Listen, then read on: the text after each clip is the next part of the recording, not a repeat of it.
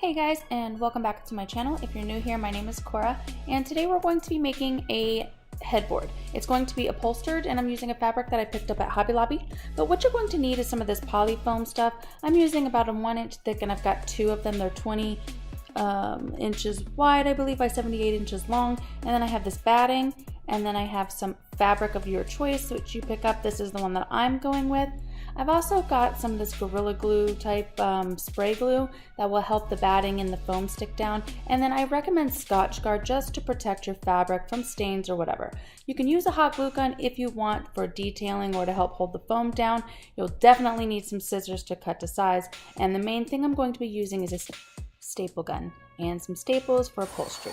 You'll also probably need a saw if you need to cut your plywood or MDF board to size and to cut the detailing in if you decide to go with anything other than a square edge, which we decided to add this little arch kind of detail. I just drew a line kind of the design that I wanted on one side after measuring from the center to about 8 inches down from that one side.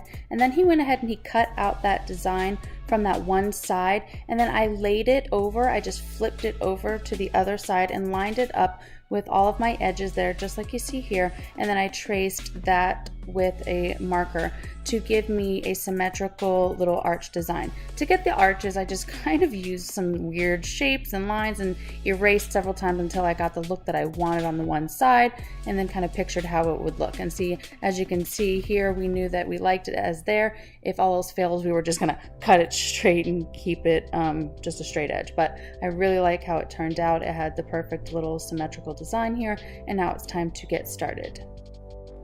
First thing that we're going to be laying down is going to be the foam. Now again, this is about an inch thick. You can get it in multiple different thicknesses and it's different prices per whatever. Our MDF board cost about $25 for, I think it was like 90 something inches, but we only needed about 79 inches. And then this foam here is 78 inches wide, and it cost, I believe it was $20, but I got it on sale at Joann Fabrics, actually, not Hobby Lobby, my apologies. I got the foam at Joann Fabrics on sale with my 50% off coupon that I had, and I bought two separate ones, and then I'm laying that down with the Gorilla Spray adhesive. So those, when I got them on sale, that cost about $10 each, so I got two of them for about 20 bucks. So far we're about $45 in on our supplies. So you can use a hot glue gun if you need to for the edges. I didn't end up needing it. What happened was I didn't give the glue enough time to set and get tacky before I started laying it down, and so it was still curling up. But if I gave it a few moments, it was fine. So give it a little bit to get tacky, and then it will stick down just fine. The reason I'm laying it down with the adhesive is because I don't want it to move once I go to flip it over or start stapling and such. So this is going to help kind of keep everything in place as I layer different things on top. So I have a little bit of edge on each side, which is fine because I'm going to be using the batting to go over the top of all of it. And so you really want to pay attention to those edges and make sure that that batting is nice and thick, and so you don't have a sharp edge. It's also recommended to kind of sand your edges so that they're not so sharp, because anything sharp will kind of push through your fabric and can cause wearing or tearing, and you really want to do everything you can to prevent that. And so that's just something I recommend. So I'm going to go ahead and cut down the foam to the size and give it just a little bit of extra to give it some cushion over that edging there too, as I mentioned, for the wear and tear. And so again, I'm just spraying that down to hold it into place. And then here is the batting. The batting I picked up at Hobby Lobby. And the batting you can get, or that might have been at Joann's too, my apologies. So either Joann's or Hobby Lobby, wherever you can find it. I might have gotten like one at one place and one at the other using my coupons, either way. But that roll probably cost me less than $20 also, probably about 10 bucks. And I've used it for other things. This isn't the first thing that I did, project that I've used it on. So I'd probably add in maybe about another 10 bucks for that, maybe 5 bucks. For the cost. So we're looking at about 50 bucks in supplies here.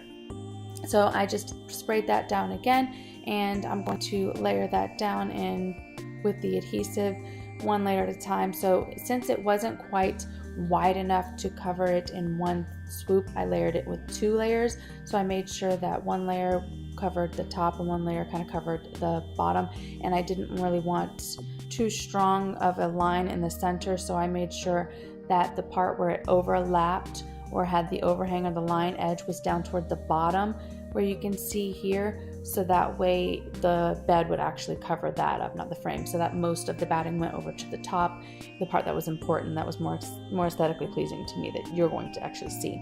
Now what I'm doing here is I'm stapling in a couple of quick staples just so that I can flip this thing over, because I can't actually do any more work from here. I need to actually flip it over so that I can staple and secure the batting to the back and then add the fabric. So once we go ahead and lift this up, I'm going to go ahead and lay my fabric down, which I recommend to pre-iron or pre-flatten before you do this project. Mine I left on the roll so that it wouldn't get wrinkled. So once we go to lift this up, I'm going to quickly roll out my fabric, and then we're going to quickly and very carefully lay this down so that way nothing wrinkles or pushes or shoves in any way. Okay, so just bear with us for just a moment as we do so. Also, another option for like a foam that you could use would be like a mattress topper. Some people can use those egg crates, which I've used in the past for like one of my kids' headboards.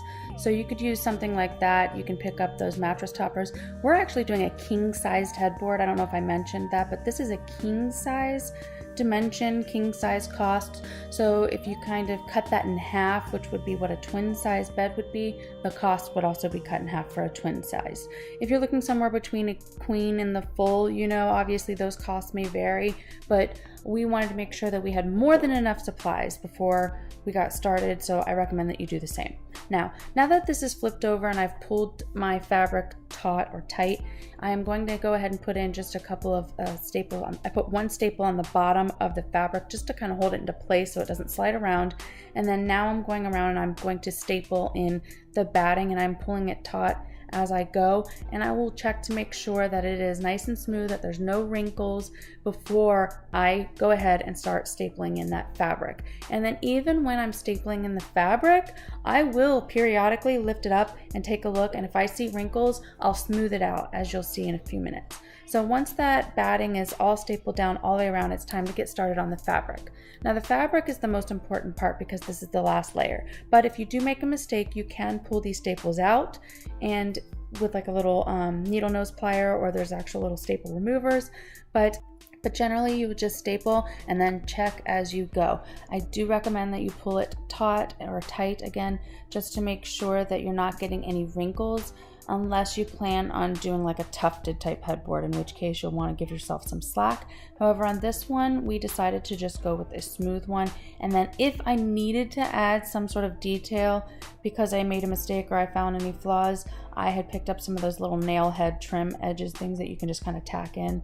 But I didn't end up using them on this particular piece, but I did pick them up just in case, just so I had, you know, a fix. Now when it comes to the edges, I did like a little pleat where you saw I just folded, staple, fold, staple, and then I'm going to put in just a little hold staple for now while I work on the other side.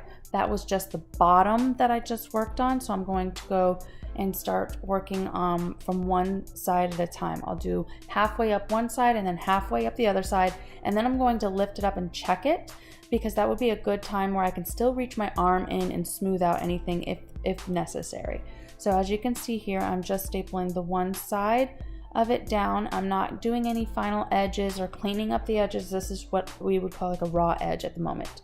So once that is nice and smooth, you would check to make sure those staples are all in. I had some that were kind of sticking up and wonky, so I pulled it out with the pliers there. You could also, if you feel any that are sticking up a little too high, take like a little hammer and tack those in just to smooth it out further. So then once I did that side and I was finished up, I worked my way to the other side, and as you can see, I just keep pulling that fabric taut over the edge.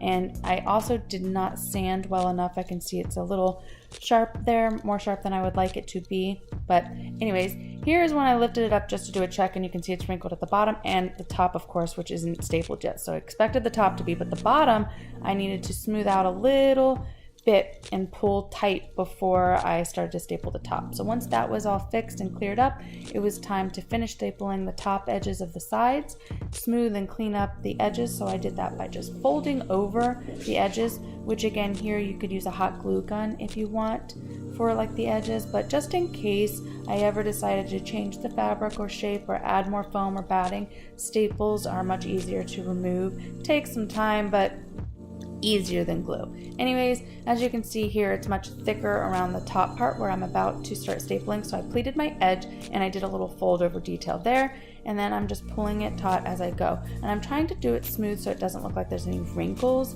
because I didn't want it to be pulled too tight, you know?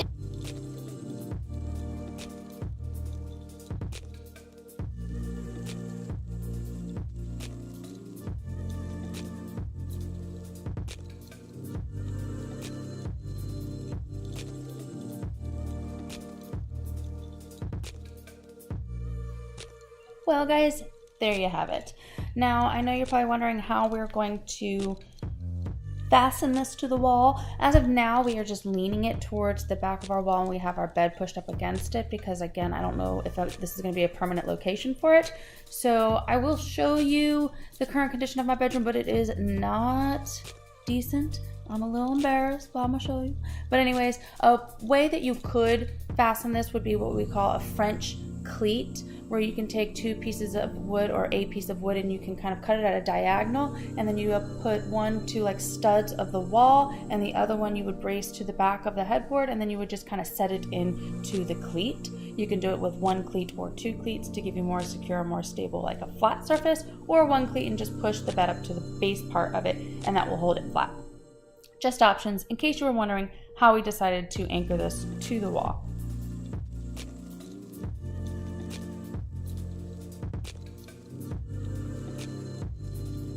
Well guys, there you have it. That is our master bedroom so far, and we are doing a makeover on that, so stay tuned for the next video if you want to see how we are making over our master bedroom. You'll get to see the crazy before, where we were storing all sorts of things and it kind of became our hoard all, shove all, store all, keep everything in here all, and then we are slowly transforming it into a multi-purpose master bedroom, kind of master suite.